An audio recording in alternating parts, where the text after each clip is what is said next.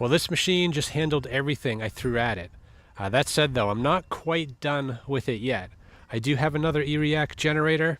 This one's a slightly different model. It is a 4500P DM, and it has the same rating when running on gasoline. It maxes out at 3,500 watts. That said though, there are a couple differences. You know, this machine does not have the auto idle feature, but instead it does have a carbon monoxide detector, and it also has a hookup for propane and natural gas. You know, in this case, I'm interested in the parallel feature. So I'm going to wire this generator to the one we just tested using the parallel kit. We'll do another quick test, but this time we'll try to pull 6,000 watts. I've got the parallel kit connected to both of these machines, and I also have now 6 space heaters connected to the parallel kit. So let's get the engines started and we'll load it up to 6,000 watts.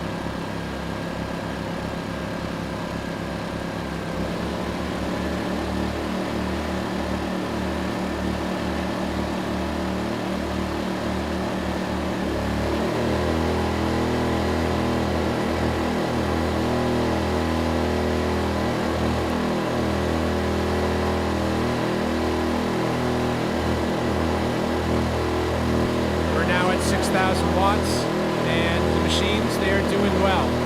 Neither one has an overload light. So yeah, pretty impressive for such small machines.